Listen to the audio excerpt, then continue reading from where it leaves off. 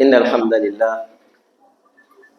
نعبده ونستعينه ونستغفره ونعوذ بالله من شرور أنفسنا وسيئات أعمالنا من يهده الله فهو المهتد ومن يضلل فلا هادي له وأشهد أن لا إله إلا الله وحده لا شريك له وأشهد أن محمدا عبده ورسوله سبحانك لا علم لنا إلا ما علمتنا إنك أنت العليم الحكيم. Nous remercions Allah, le Tout-Puissant, le Miséricordieux. Nous implorons salut et la paix sur notre vénéré prophète Mohammed sallallahu alayhi wa sallam. Paix et salut d'Allah subhanahu wa ta'ala sur lui jusqu'au jour de Juma dernier. Nous demandons à Allah le Tout-Puissant qui nous est réunis dans cette place bénie, qui n'a qu'à bénir notre cher pays Togo, qu'Allah subhanahu wa ta'ala donne la sagesse nécessaire à nos dirigeants administratifs religieux de diriger notre chère patrie dans le bien-être de la population. Sans oublier nos forces de défense et la sécurité qui sont au front, qu'Allah subhanahu wa ta'ala les protège, qu'Allah subhanahu wa ta'ala les ramène sains et saufs dans leurs familles respectives. Car sans la paix, nous ne pourrons pas se retrouver ici dans cette tranquillité. Qu'Allah subhanahu wa ta'ala nous bénisse davantage. Les chers fidèles, je n'ai rien à dire. Tout ce que j'avais programmé, mes prédécesseurs ont déjà parlé sur ça. Il s'agit de quoi? De l'association, ce qu'on appelle Ashirk. Si vous avez remarqué, tous les intervenants ne que parler sur un monothéisme pur, un associé à Allah subhanahu wa ta'ala, qui que ce soit ou quoi que ce soit. Je viens en appuyant sur le même sujet toujours. S'ils ont eu à parler sur Ashirk, et ils ont amené les versets coraniques qui montrent n'importe quel péché, Allah subhanahu wa ta'ala par sa clémence, il peut accorder son pardon à la personne qu'Allah subhanahu wa ta'ala veut. Mais lorsqu'il y a shirk, Allah subhanahu wa ta'ala dit il ne va jamais accorder cette dernière la chance de rentrer dans son paradis à cause de gravité de shirk, l'association.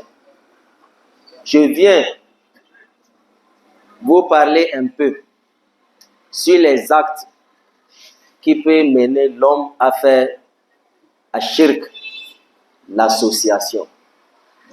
C'est quoi? On est là aujourd'hui.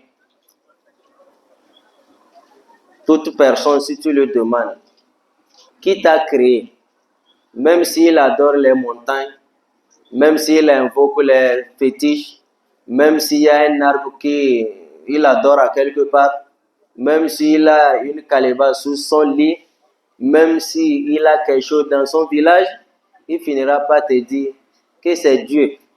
C'est Dieu qui m'a créé. En Moba, tu dis le mot Taran, il n'a rien à te dire, il va dire Yendou. C'est ce qu'il va te dire. Mais malgré ça, tu laisses l'invocation, l'adoration qui doit être réservée uniquement à Allah subhanahu wa ta'ala. Tu partages ça. Tu as quelque chose, tu viens à la mosquée, tu es dans le premier rang de la mosquée. Et si tu retournes à la maison, tu as quelque chose sur ton lit que tu adores. Tu retournes à la maison, tu as quelque chose dans ton quartier que tu vas aller sacrifier. Si tu reviens de la mosquée, tu as quelque chose dans ton village, tu vas aller sacrifier quelque chose pour ça. Ça, ce n'est pas un musulman. Ça, ce n'est pas l'islam. Car l'islam, c'est quoi?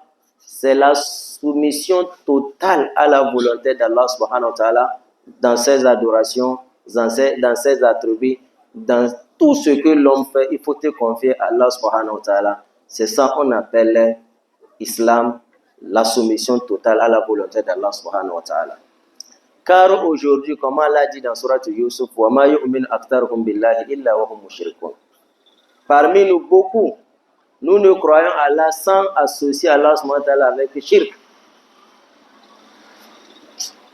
Première chose, toute personne, tout musulman qui adore Allah subhanahu wa ta'ala et il a shirk dans son adoration, il n'a pas la paix dans son cœur.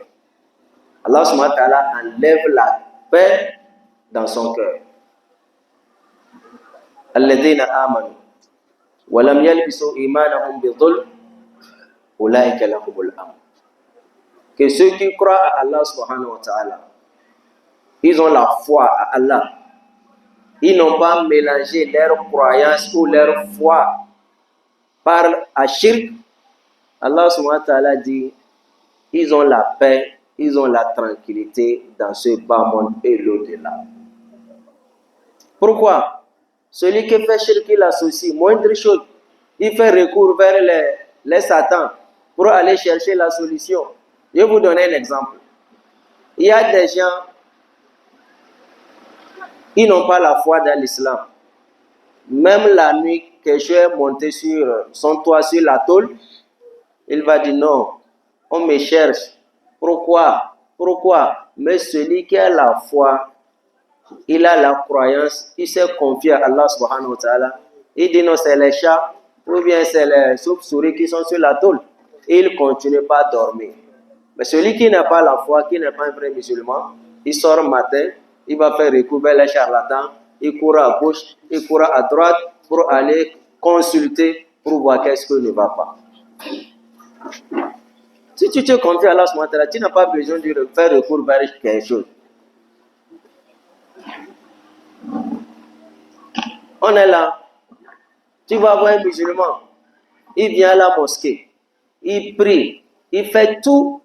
Malgré ça que non, on ne peut pas laisser la tradition. Il y a parmi les musulmans ceux qui ont cette doctrine, que non, malgré qu'on prie, on ne peut pas laisser la tradition. Certains disent que non, la religion est venue trouver la tradition.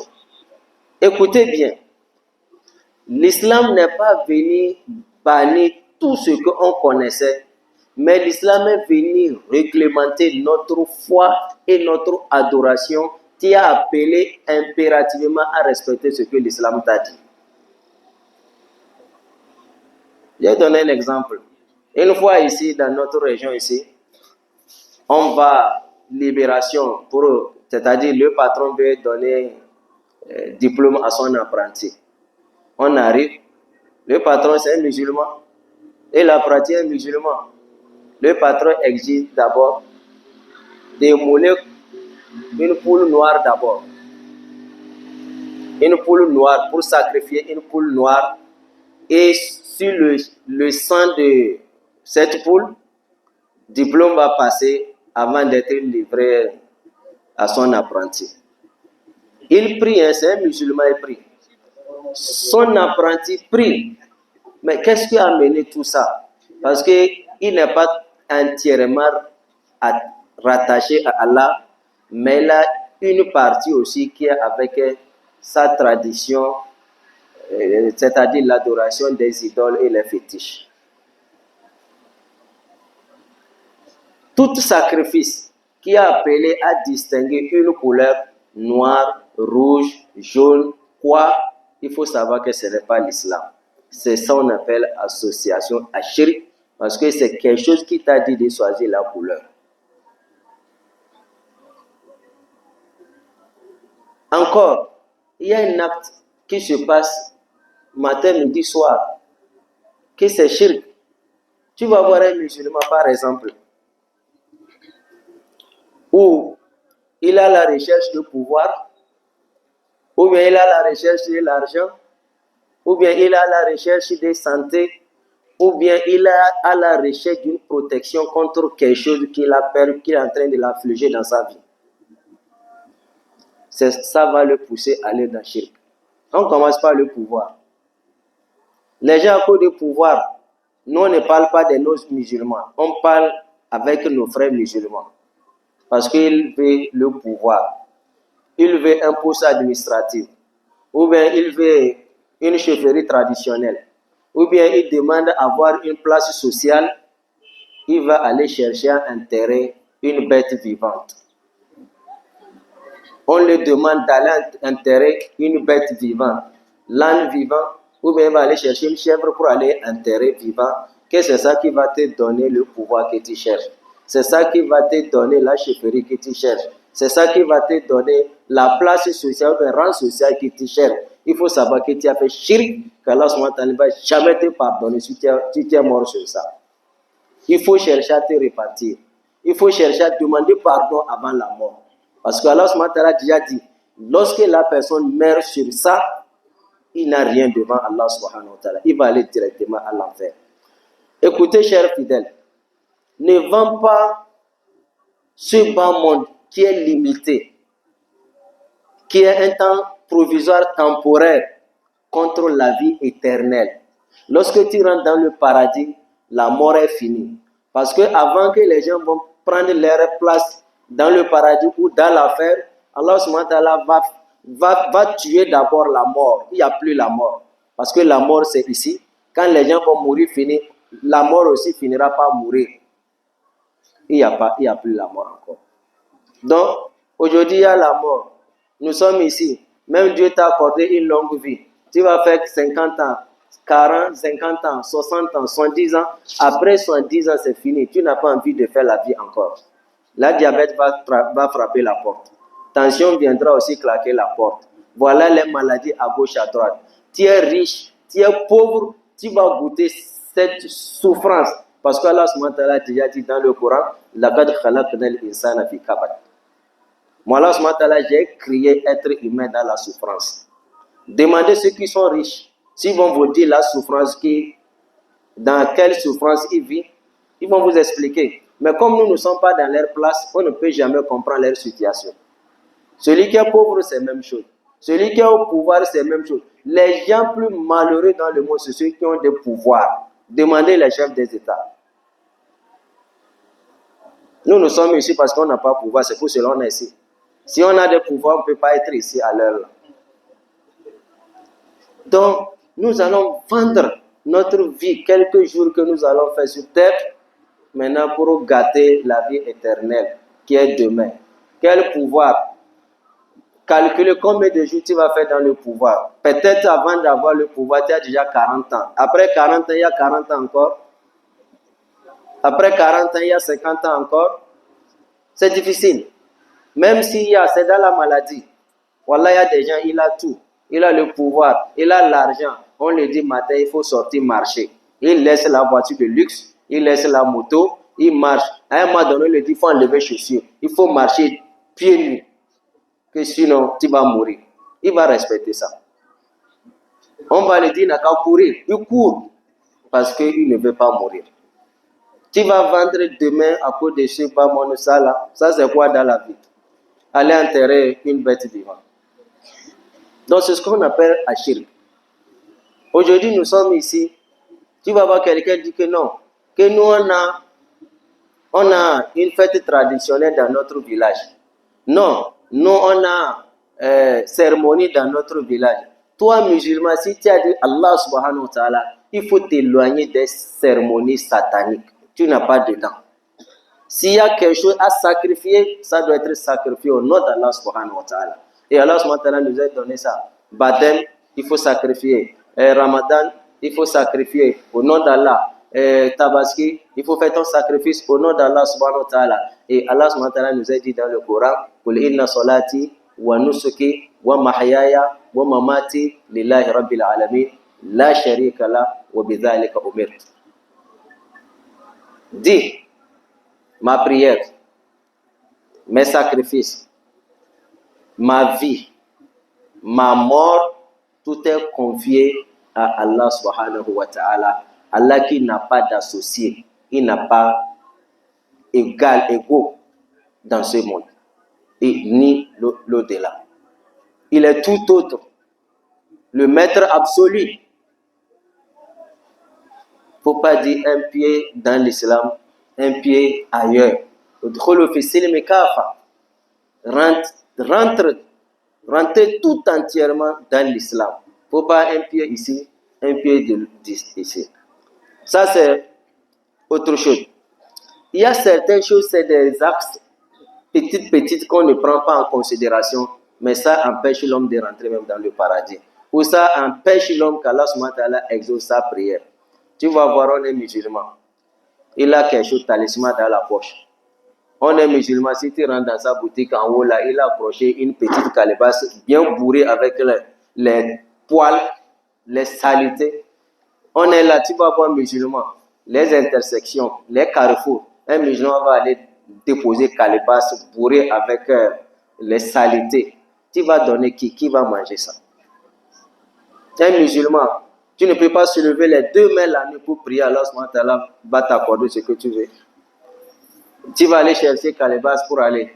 Il faut savoir que tu es en train de faire du mal. C'est pour cela tu ne vas jamais voir au moins la personne va venir déposer. Tu viens seulement trouver. Ce qui est bon, tu vas faire ça en pleine journée, devant tout le monde.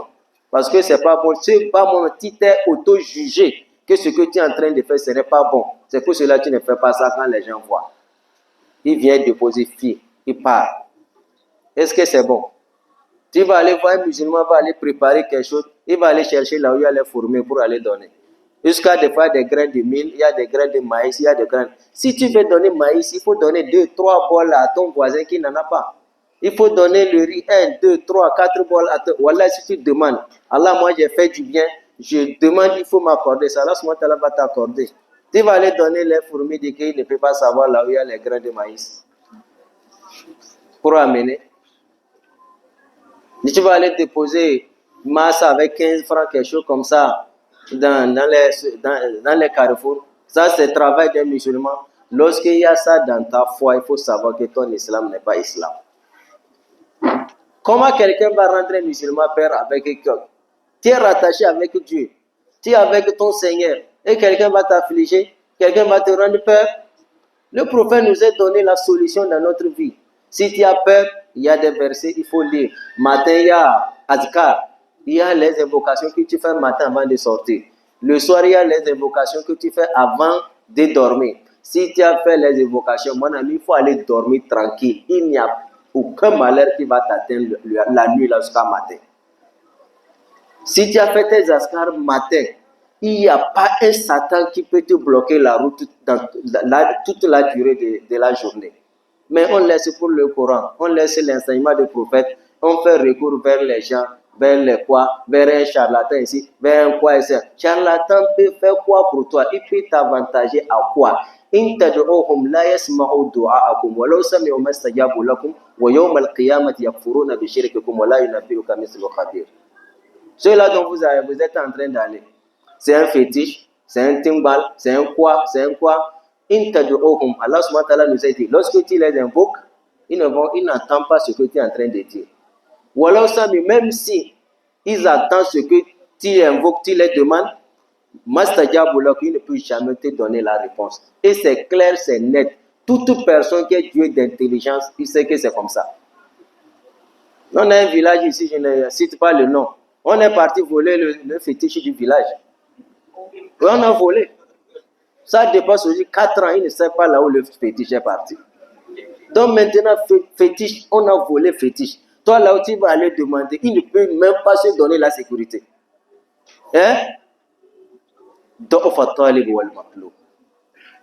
Un m'a donné, tu le demandes, est-ce qu'on a retrouvé le fétiche? Il change le verbe. Que non, que fétiche a voyagé. Il ne veut pas dire le mot on l'a volé parce que ça ne sonne pas bien. Que le fétiche a voyagé.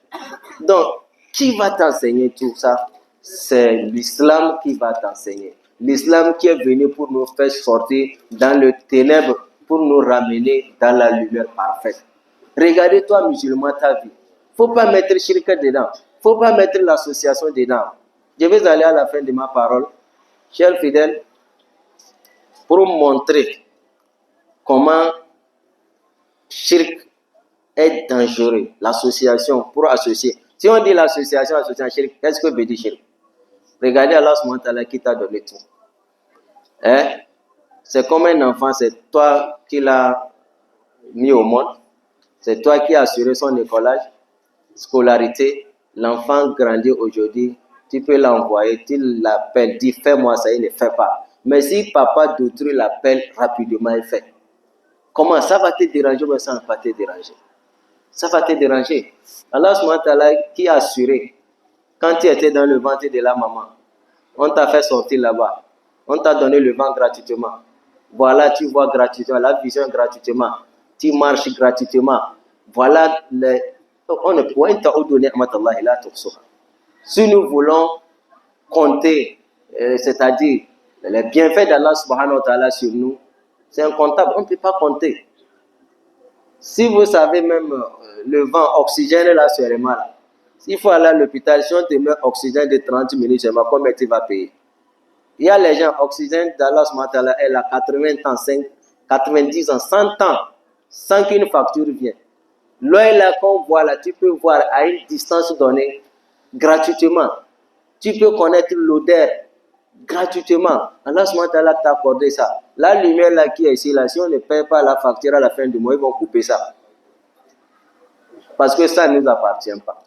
Mais malgré tout, tu laisses, au lieu d'adorer Allah subhanahu wa ta'ala, tu vas aller adorer quelque chose, un arbre, une pierre, montagne, quoi, tu vas aller adorer, tu vas laisser Allah subhanahu wa ta'ala. C'est pour cela qu'il ne va jamais accorder son pardon à celui qui fait ashirk. On vient, Allah subhanahu wa ta'ala a mis ces prophètes élus qui ne sont, on sait qu'ils ne vont jamais faire shirk. Il les a dit, وَلَوْ أَشْرَكُوا لَحَبِطَ عَنْهُمْ مَا كَانُوا يَعْمَلُونَ. Il a dit, c'est une longue version, وَتِلْكَ حُجَّتُنَا آتَيْنَاهَا إِبْرَاهِيمَ عَلَى قَوْمِهِ نَرْفَعُ دَرَجَاتٍ مَنْ نَشَاءُ إِنَّ رَبَّكَ حَكِيمٌ عَلِيمٌ وَهَبْنَا لَهُ إِسْحَاقَ وَيَعْقُوبَ كُلًّا هَدَيْنَا وَنُوحًا هَدَيْنَا مِنْ قَبْلُ. Il a cité les prophètes, mais il a dit وَلَوْ أَشْرَكُوا. Malgré que les prophètes ne vont jamais faire shirk, il a dit s'ils avaient fait l'association, leur action doit être vaine. Allah subhanahu wa ta'ala va mettre tout ça dans la poubelle. C'est les prophètes ça. Donc c'est comme on a parlé des prophètes pour nous mettre en garde. Et si les prophètes ont fait, voilà leur sort. Nous aussi, si on fait pour nous être purs, qu'Allah subhanahu wa ta'ala nous protège. Donc, le temps est en train de nous appeler. Ce qui est là, c'est moi, on n'a qu'à faire bien l'adoration. Si Allah nous donne le temps, un mois encore de rester ensemble, nous allons rentrer dans beaucoup de choses, de parler. On fait islam, mais on ne comprend pas ce qu'est islam. C'est une religion, chers fidèles, je veux vous dire. Il n'y a pas une religion dans le monde aujourd'hui qui appelle l'humanité à suivre le chemin droit comme l'islam. Il n'y en a pas. Je vous dis, en 1937, il y a un philosophe français, on l'appelle Gustave Le Bon. Gustave a dit quoi? Vous savez que la guerre mondiale, c'est dans les années 1919 en allant jusqu'à 1948. C'est la période. La guerre mondiale, après la guerre froide, quoi. Il a dit comment il a lu l'histoire du prophète Mohammed, sallallahu alayhi wa sallam, que لو كان محمدا موجودا لحل مشاكل الدنيا وهو يشرب فنجانا من القهوة. Qui si Mohammed était là aujourd'hui, qu'il allait résoudre le problème du monde comme quelqu'un qui a pris un verre de café en train de boire dans la matinée. Parce qu'il connaît ce qu'on appelle l'islam. Mais le problème, c'est le nom. Comment mon cheikh Oussal Labouni a dit, c'est le nom. Abdallah, Mohammed, c'est tout. On n'a qu'à chercher la connaissance de l'islam. Ça, on ne le fait pas. Mais les autres connaissent ce qu'on appelle l'islam. Et je vais finir. Nous appelons les non-musulmans de lire l'islam. Ce n'est pas ce que les ennemis ont écrit contre l'islam. Il y a deux choses différentes. Aujourd'hui, si moi je veux connaître quelque chose sur le christianisme, ce n'est pas ce que les autres ont écrit contre le christianisme, je vais aller écrire. Non, je vais chercher à lire ce que les chrétiens m'ont écrit dans leurs livres. C'est là que je peux être équitable et je peux connaître la vérité. Si nous voulons connaître l'islam, il faut lire ce que les musulmans m'ont écrit. Là où il y a fausseté, il faut dire ici c'est faux. qu'Allah SWT nous protège. Donc nous demandons toujours, chers fidèles, qu'Allah SWT nous protège. Notre cher pays, nous prions matin, midi, soir, notamment notre région où il y a l'insécurité, qu'Allah SWT nous donne la sécurité. Qu'Allah SWT fasse la sécurité règne dans notre région, sans oublier le pays tout entier, qu'Allah SWT fasse que la paix règne dans notre pays. Nous prions matin, midi, soir. Nous, on n'a pas des armes. Notre arme, c'est la prière. On prie qu'Allah SWT nous protège. Notre frontière, les pays limitrophes, qu'Allah SWT les donne aussi la paix. Nous demandons notre dirigeant administratif et religieux, ceux qui sont avec nous, qu'Allah SWT les protège.